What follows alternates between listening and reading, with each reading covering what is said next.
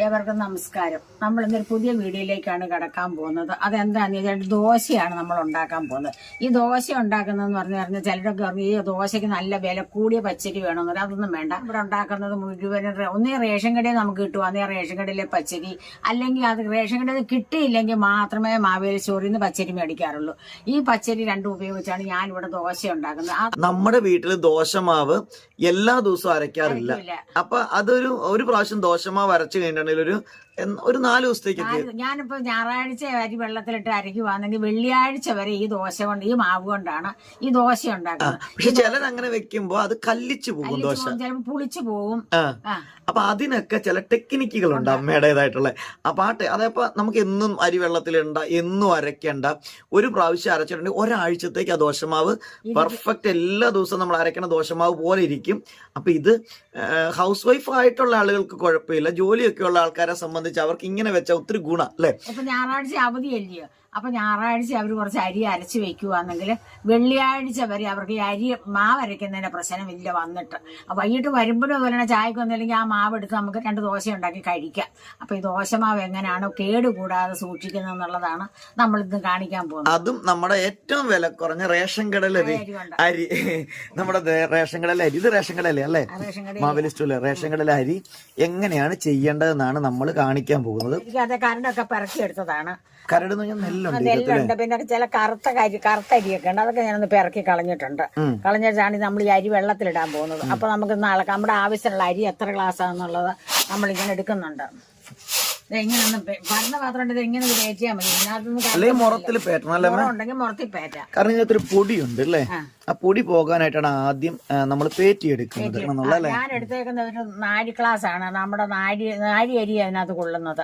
ആ 4 ഗ്ലാസ്സിനാണ് ഞാൻ അരി അളന്നിടാൻ പോകുന്നത്. 4 ഗ്ലാസ്സിന് ഞാൻ 3 ഗ്ലാസ് അരി.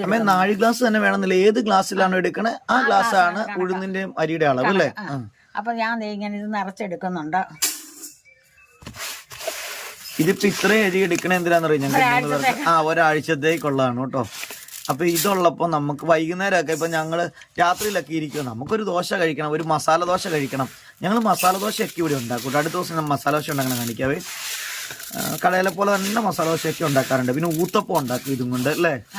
പല ടൈപ്പ് ദോശ ഇവിടെ ഞങ്ങൾ ഉണ്ടാക്കാറുണ്ട്. അപ്പൊ ദോശമാവ് ഇങ്ങനെ ഇരുന്നാൽ ഓക്കെ. 3 ഗ്ലാസ് അരിയുണ്ട്.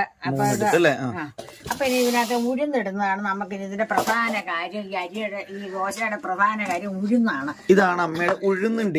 ഉഴുന്ന് വെള്ളത്തിലിടുന്നതിനാണ് ഏറ്റവും പ്രത്യേക. ഈ ദോശയ്ക്ക് എന്തോരം ഉഴുന്ന് വേണം. ചിലര് പറയും പണ്ടത്തെ കണക്കെന്ന് പറഞ്ഞു കഴിഞ്ഞാൽ 4 ഗ്ലാസ് അരിക്ക് ഇടങ്ങഴി അരി എന്നാണ് അന്ന് പറയുന്നത്. ആ അരിക്ക് 1 ഗ്ലാസ് ഉഴുന്ന് മതി. 1 ഗ്ലാസ് ഉഴുന്ന് നമ്മൾ അന്ന് ഉഴുന്ന് കൃഷിയുണ്ട് പണ്ടൊക്കെ. എന്റെ ഒക്കെ വീട്ടിലുണ്ടായിരുന്നു ഉഴുന്ന് കൃഷി ഉണ്ടായിരുന്നു. അപ്പൊ ആ ഉഴുന്നിന് ഭയങ്കര പശയാണ്. ആ പശ കൊണ്ട് ആദ്യം ഉണ്ടാകുമ്പോൾ ഇടങ്ങഴി അരിക്ക് 1 ഗ്ലാസ് ഉഴുന്നെന്നാണ് കണക്ക്. ഇപ്പഴാ പക്ഷെ ആ 1 ഗ്ലാസ് ഉഴുന്നിട്ടാ പോരാ. ഇപ്പൊ നമ്മളത്തെ ഈ ഉഴുന്നെന്ന് പറഞ്ഞാൽ ഇത് നമ്മുടെ മാവേലി സ്റ്റോറിൽ ഉഴുന്നായതുകൊണ്ട് ഇതും പുറത്തെ കടയിൽ നിന്ന് വാങ്ങിക്കുന്ന ഉഴുന്നിന്റെ തമ്മിൽ അളവിന് വ്യത്യാസം വേണം അല്ലേ. ഇതിന് പശ കുറവാണ് ഈ ഉഴുന്നിന്. ഏത് മാവേലി സ്റ്റോറിൽ ഉഴുന്നിനല്ലേ. അപ്പൊ നമ്മൾ ഇതിനിപ്പോ 3 ഗ്ലാസ് അരിക്കോ 1 ഗ്ലാസ് ഉഴുന്നിട്ട് നമ്മുടെ ദോശ നന്നാവൂല്ല. അപ്പൊ പുറത്തുനിന്ന് വാങ്ങിക്കുന്ന വില കൂടി ഉഴുന്നാണെങ്കിൽ 1 ഗ്ലാസ് മതി അല്ലേ. എന്നാലും നമ്മൾ ഇച്ചിരി ഇടണം, നമ്മുടെ ദോശ നന്നാവുള്ളൂ. അല്ലെങ്കിൽ ദോശ തടി പോലിരിക്കും. ഉഴുന്ന് കുറഞ്ഞിട്ടാണ് ഈ ദോശ തടി പോലിരിക്കും. ഉഴുന്ന് കൂടാനും പാടില്ല. അപ്പൊ ഞാൻ ഇതിനകത്ത് ഇടാൻ പോകുന്ന ഉഴുന്ന് നമുക്കൊന്ന് അപ്പൊ മാവേലി സ്റ്റോറിൽ ഉഴുന്നിന്റെ കണക്കാണ് കേട്ടോ കാണിക്കുന്നത്. മാവേലി സ്റ്റോറിലെ നമ്മുടെ റേഷൻ കടയിലെ അരിയും മാവേലി സ്റ്റോറിലെ ഉഴുന്നിന്റെ അളവ്. കാരണം നമ്മുടെ നോർമൽ കടയിലെ ഉഴുന്ന് വലുതാണ് കേട്ടോ. കണ്ടത് ഇതിനേക്കാളും ഇരട്ടി വലിപ്പമുണ്ട്. അപ്പൊ അതിന്റെ അളവിന് വ്യത്യാസമുണ്ട്.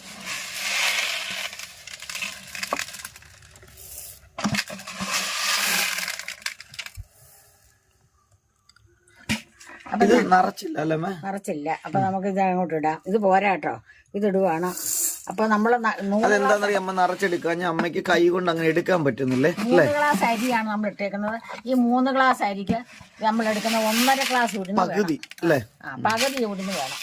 ഇപ്പൊ നമ്മൾ എടുത്തിട്ടുണ്ട്, പകുതി ഉഴുന്ന് എടുത്തിട്ടുണ്ട്. അത് ആദ്യം നിറച്ചില്ലാഞ്ഞ കൊണ്ടാണ് എടുത്തത്. അപ്പൊ ഈ 3 ഗ്ലാസ് അരിക്ക് 1.5 ഗ്ലാസ് ഉഴുന്ന് ചേർക്കണം. ഈ മാവേലി സ്റ്റോറിലെ ഉഴുന്നായതുകൊണ്ട് നമ്മൾ 1.5 ഗ്ലാസ് ഉഴുന്ന് ഇട്ടിട്ടുണ്ട്. 3 ഗ്ലാസ് അരിയുണ്ട്. അപ്പൊ നമ്മളിത് ഇത്രയും കൂടെ നമ്മൾ തന്നെ കാണിക്കണമെന്ന് അറിയാമോ, നന്നായിട്ട് ഇത് വെള്ളത്തിലിട്ടിട്ട് അങ്ങ് ഞെരടി കഴുകണം. ഞെരടി കഴുകി ഒരു 3-4 അതായത് ഞെരടി തന്നെ കഴുകണം അല്ലേ? കുതിർന്ന് കഴുകിയാൽ ഈ അരി പൊടിഞ്ഞു പോകും. അപ്പൊ പൊടിയാതിരിക്കാൻ വേണ്ടിയിട്ടാണ് നമ്മൾ ഇപ്പൊ തന്നെ ഇത് വെള്ളത്തിലിട്ടിട്ട് ഒരു 4 വെള്ളമെങ്കിലും ഞെരടി നന്നായിട്ട് ഞെരടി വെള്ളം തെളിയുന്നവരെ ഇത് കഴുകണം. കഴുകി കളഞ്ഞിട്ടാണ് പിന്നെ നമ്മൾ വെള്ളം ഒഴിച്ചിട്ട് ഈ അരി കുതിരാനിട്ടേക്കെന്ന് പറഞ്ഞാൽ ഇപ്പൊ നമ്മളിപ്പോ ഒരു 9 മണി ആയിട്ടുണ്ട് നമ്മൾ ഈ അരി വെള്ളത്തിലിടുന്നത്. ഒരു 6-7 മണിക്കൂർ ഈ അരി വെള്ളത്തിൽ കിടന്ന് കുതിരണം നന്നായിട്ട്. കുതിർന്ന് കഴിഞ്ഞാൽ പിന്നെ ഇത് നമ്മൾ അരയ്ക്കാവും. അല്ലെ അരി നമ്മളിപ്പോൾ ഉച്ച കഴിഞ്ഞ് അരി ചിലരൊക്കെ ഇടുന്നുണ്ട്. ഉച്ച കഴിഞ്ഞ് അയ്യോ അരി ദോശ കിടന്ന് ഇതിൽ ചൂടുവെള്ളം ഒഴിക്കും എന്തിനാ ഈ അരി കുതിരാൻ. പക്ഷെ അതിന്റെ ദോശയ്ക്ക് ഒരു ഗുണമില്ല. അപ്പൊ ഞാനിതിന് നല്ലവണ്ണം കഴുകാൻ പോവുകയാണ്. ഒരു 4 വെള്ളത്തിൽ കഴുകി തെളിയണ വരെ കഴുകിയതിന് ശേഷം പിന്നെ ആ വെള്ളത്തിൽ ഇട്ടേക്കും. തെളിഞ്ഞ വെള്ളത്തിൽ ഇടും. അതിനുശേഷം വൈകുന്നേരം നമ്മളിത് എത്ര മണിക്കൂർ? 7 മണിക്കൂറാണ്. 7 മണിക്കൂറൊക്കെ നമ്മുടെ ഇഷ്ടം അനുസരിച്ച് നമ്മൾ അരി പിടിച്ചു നോക്കുമ്പോ അറിയാം അല്ലെ? എന്നിട്ട് നമ്മൾ അരച്ചു വെക്കും അല്ലെ? അപ്പൊ അതേ നമ്മുടെ അരി നന്നായിട്ട് ഞാൻ കഴുകി വാരി ഒരു പാത്രത്തിനകത്താക്കി വെച്ചിട്ടുണ്ട്. വെള്ളമൊന്നും ഇതിനകത്തില്ല. ചിലർ ഞാൻ വെള്ളത്തിനകത്തിട്ടങ്ങ് വാരി അരയ്ക്കും.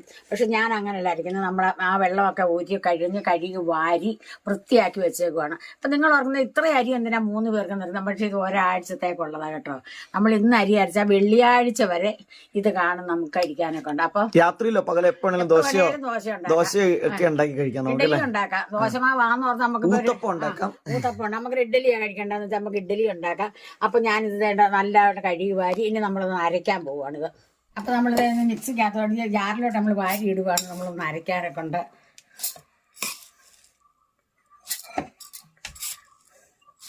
അത്രയും മതി. ഇനി വെള്ളം ഒഴിച്ചു കൊടുക്കണം. നല്ല വെള്ളം നമ്മള് ഒരുപാട് ഒഴിക്കരുത്. നമ്മൾ ഒരുപാട് വെള്ളത്തിലല്ല നമ്മൾ അരയ്ക്കുന്നത്. അപ്പൊ ഇത്രയും വെള്ളം മതി. നമുക്ക് പോരായെങ്കിൽ പിന്നെ ഒരരയ്ക്ക് അരച്ച് 2 മണി ഇച്ചിരി വെള്ളം കൂടി ഒഴിക്കാം. അപ്പൊ ഇതൊരു ദോശപ്പരുവത്തിന് അരച്ചെടുക്കാം. ഇത് നമ്മൾ ഉഴുന്നും അരിയെല്ലാം ഒന്നിച്ചാണ് കിടക്കുന്നത് അല്ലെ? സെപ്പറേറ്റ് അല്ല നമ്മളിത് അരച്ചെടുക്കുന്നത്. നമ്മളിത് 1ാമത്തെ ജാറ് അരച്ചിട്ടുണ്ട് അല്ലെ? ഒരു ട്രിപ്പ് അരച്ചിട്ടുണ്ട്. ഇത് കണ്ടത് ഈ ഒരു പരുവത്തിലാണ് നമ്മളിത് അരച്ചെടുക്കുന്നത്. നന്നായിട്ട് അരച്ചിട്ടുണ്ട് അല്ലെ? ഇഡലിക്ക് ആണെങ്കിൽ ഒരു ഇച്ചിരി തരിതരിപ്പ് വേണം അല്ലെ? ദോശക്ക് കുറച്ച് സോഫ്റ്റ് ആയിരിക്കണം. അങ്ങനെയാണ് അരിക്കുന്നത്. പിന്നെ ഒരു കാര്യം കാണിച്ചാൽ ഒരു ഗ്ലാസ് ചോറുണ്ട് കേട്ടോ. ആകെ ഇത്രയും അരിക്ക് ഈ ഒരു ഗ്ലാസ് മതി അല്ലേ? ഒറ്റ ഗ്ലാസ്, ചെറിയൊരു ഗ്ലാസ് ചോറ് ഇത്രയും മതിയോ ഇട്ടേക്കുന്നത്? അപ്പൊ ഒരു ഗ്ലാസ് എടുത്തിട്ടുണ്ടല്ലോ, ഫുള്ള് നമ്മൾ ഇട്ടിട്ടില്ല അല്ലെ? ഇടാം. അപ്പൊ ലേശം ചോറും കൂടി ഇട്ട് നമ്മൾ അരയ്ക്കുന്നുണ്ട്. അപ്പൊ നിങ്ങളിപ്പോ കാണിക്കാൻ വേണ്ടിയാണ് ഇതിന്റെ കൂടെ ഇട്ട് അരച്ചത്. അത് ഏതെങ്കിലും ഒരു തട്ടിന്റെ കൂടെ ഇട്ട് ഈ ചോറും കൂടെ അരച്ച് ചേർത്താൽ മതി അല്ലേ? അപ്പൊ ഈ ചോറും കൂടെ നമ്മൾ ഇട്ട് അരച്ചിട്ട് അങ്ങനെ നമുക്കൊരു കാര്യം ചെയ്യാം. മുഴുവനും അരയ്ക്കണം. ഒരു കാര്യമുണ്ട്, ഒരു ജാറിൽ മാത്രം നമ്മൾ ചോറിട്ട് അരച്ചാൽ മതി. ഇനി അടുത്തൊന്നും അരയ്ക്കുമ്പോൾ നമുക്ക് ചോറ് ചേർക്കേണ്ട ആവശ്യമില്ല അല്ലെ? വെറുതെ അരച്ചരച്ചെടുക്കാം. അങ്ങനെ നമുക്ക് ഇതൊരു കാര്യം മുഴുവനും നമുക്ക് അരച്ച് നമുക്ക് സെറ്റാക്കി വെക്കാം. അങ്ങനെ നമ്മുടെ ആദ്യത്തെ ട്രിപ്പ് നമ്മളിത് വെള്ളം ഏറ്റവും കുറച്ചാണ് നമ്മൾ അരയ്ക്കുന്നത്. എന്താണെന്ന് വെച്ചാൽ നമ്മൾ വെച്ചേക്കാനുള്ളത് നമുക്ക് ഒരുപാട് വെള്ളം വേണ്ട. അപ്പൊ നമ്മൾ പിന്നെ അതുപോലെ നമ്മളിത് കൈ കൊണ്ടൊന്നും പിന്നെ തുടത്തില്ല. നമ്മൾ സ്പൂൺ കൊണ്ടൊക്കെയാണ് ഇത് കോരി പിന്നെ നമ്മൾ ഒഴിച്ചു വെക്കുന്നത്. കൈ കൊണ്ടൊന്നും നമ്മൾ ഈ മാവേലിനും തൊടുവില്ല. പിന്നെ മറ്റൊരു കാര്യമുണ്ട്, നമ്മളിത് ഇതും അങ്ങനെ തന്നെയാണ് എടുക്കുന്നത് അല്ലേ?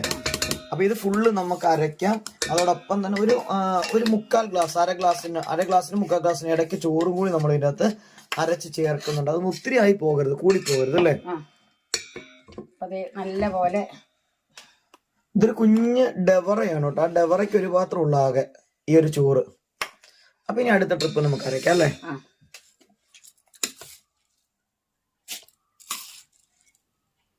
അതെ, നമ്മുടെ അരിയൊക്കെ നന്നായിട്ട് നമ്മൾ അരി ഉഴുന്നെല്ലാം കൂടെ അരച്ചിട്ടുണ്ട്. നമ്മൾ ഒത്തിരി വെള്ളം ഒന്നും ചേർത്തല്ല അരയ്ക്കുന്നത്. അതേ കണ്ട് ഇത്രയും വെള്ളമേ ഉള്ളൂ. നമ്മൾ പിന്നെ ഇതിപ്പോ ഇതൊന്ന് ഇളക്കി അങ്ങ് വെക്കുക. അപ്പൊ നമ്മുടെ മാവ് നമ്മൾ നല്ല കട്ടിയായിട്ടാണ് ഇത് അരച്ചു വെച്ചത് കണ്ടോ. ഇഡലിയെക്കാട്ടിലും കട്ടി. ഇഡലിക്ക് ഇത്രയും പോരാ, ഇച്ചിരി വെള്ളം വേണം. ദോശയ്ക്കും അതുപോലെ തന്നെ. അപ്പൊ നമ്മൾ ഈ മാവ് ഇങ്ങനെ അങ്ങ് വെച്ചേക്കും, ഒന്നും ചെയ്യത്തില്ല. ഇതിങ്ങനെ ഒന്ന് അടച്ചങ്ങ് വെച്ചേക്കും. നാളെ രാവിലെ നമ്മൾ ഇത് എടുത്തിട്ട് ഒന്ന് ഇളക്കിയിട്ട്, ഇതിന് ഉപ്പുമൊന്നും ചേർക്കില്ല, ഉപ്പും വെള്ളവും നന്നേരവും ചേർക്കില്ല. ഒന്ന് ഇളക്കിയിട്ട് നമ്മൾ ആവശ്യത്തിനുള്ള മാവ് എടുക്കുക. ബാക്കി നമ്മൾ മാത്രമേ എടുക്കുള്ളൂ. അപ്പൊ ബാക്കി നമ്മൾ ടിന്നുകളിനകത്താക്കി നമ്മൾ അടച്ച് ഫ്രിഡ്ജിനകത്ത് വെച്ചേക്കുക. അപ്പൊ നമ്മൾ ചുടാൻ നേരത്ത് വീണ്ടും നമ്മൾ ചുടുമ്പോൾ എടുത്തിട്ട് നമ്മുടെ ആവശ്യമുള്ള ഒരു ടിൻ എടുക്കുക. എടുത്തിട്ട് കുറച്ച് മാവ് നമ്മൾ ഒഴിച്ച് ഒരു അരമണിക്കൂറിന് മുമ്പേ നമ്മൾ എടുത്ത് വെക്കണം. ചുടുന്നതിന് അരമണിക്കൂറിന് മുമ്പ്. അപ്പൊ നമ്മൾ അതിനകത്ത് ആവശ്യത്തിന് ഉപ്പും ചേർത്ത് കുറച്ച് ഇച്ചിരി ശകലം വെള്ളവും കൂടി ഒഴിച്ച് നമ്മൾ ഇളക്കി വെക്കുക. വീണ്ടും നമ്മൾ ഈ അടുത്തതിന് ബാക്കി മാവും അതുപോലെ നമ്മൾ ഫ്രിഡ്ജിലോട്ട് വെച്ചേക്കുക. അപ്പൊ അങ്ങനെ നമുക്ക് ഈ മാവ് തീരുന്നവരെ അങ്ങനെ നമ്മൾ ഫ്രിഡ്ജിൽ വെച്ചേക്കുക. ഇതിന് പുളിപ്പൊന്നും ഉണ്ടാവില്ല. ഇത് ഇങ്ങനെ വെച്ചേക്കുന്ന ഒന്ന് പൊങ്ങി വരാനൊക്കെ ഉണ്ടാകും.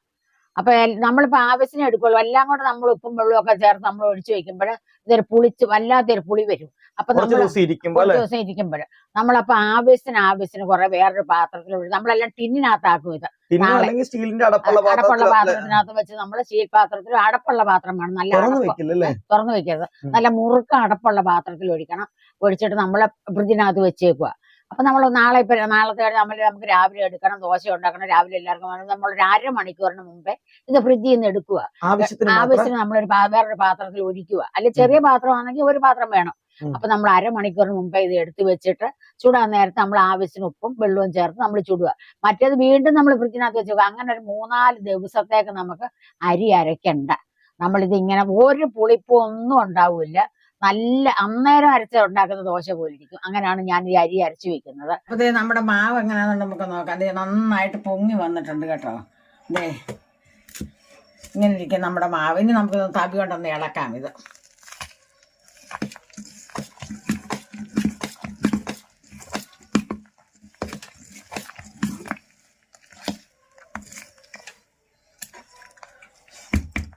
നമുക്ക് ആവശ്യത്തിന് ഇതെല്ലാം നമുക്ക് പാത്രത്തിലാക്കി വെക്കാം. നമുക്ക് ഇത്രയും മാവിൻ്റെ ആവശ്യമില്ലല്ലോ.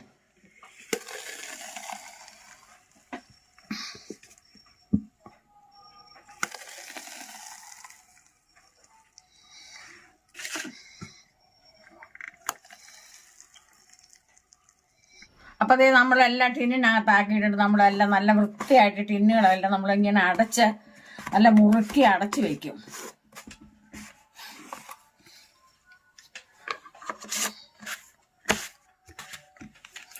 അടച്ചു വെച്ചിട്ടുണ്ട്. ഇനി നമ്മൾ ഇന്നത്തേക്കുള്ള മാവാണ് ഇപ്പോൾ പാത്രത്തിനകത്തിരിക്കുന്നത്. അത് നമുക്ക് ഇച്ചിരി ഉപ്പിട്ട് നമുക്ക് ശകലം വെള്ളവും കൂടെ ഒഴിച്ച് നമുക്ക് ശരിയാക്കി എടുക്കാം.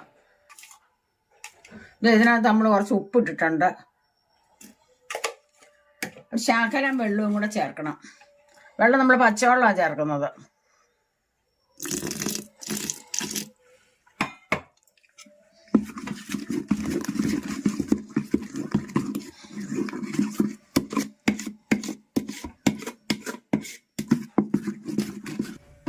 അപ്പൊ നമ്മൾ ദോശ അത് ചുട്ട് നോക്കുവാണ് എങ്ങനെയുണ്ടോ നമുക്കൊന്ന് കാണാം. ആദ്യം നമ്മൾ ചുട്ടായിരുന്നു അല്ലേ?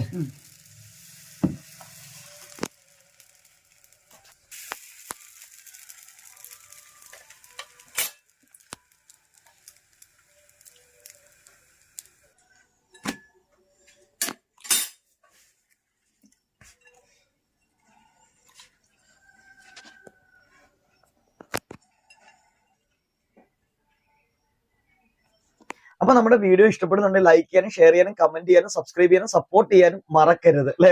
ഒറ്റയടിക്കാൻ ഞാൻ പറയുകയാണ്. അപ്പൊ ഈ ദോശമാവ് നിങ്ങൾക്ക് ഇഷ്ടപ്പെട്ടാണ് ഞാൻ വിശ്വസിക്കുന്നത്. ദോശ നിങ്ങൾക്ക് ഇഷ്ടപ്പെടും. അപ്പൊ നിങ്ങൾക്ക് ഇഷ്ടപ്പെട്ടെങ്കിൽ നിങ്ങൾ ലൈക്കും കമന്റും ചെയ്യാൻ മറക്കരുത്. അടുത്തൊരു വീഡിയോ ആയി വരുന്നവരെ നിങ്ങൾക്ക് എല്ലാവർക്കും നന്ദി, നമസ്കാരം.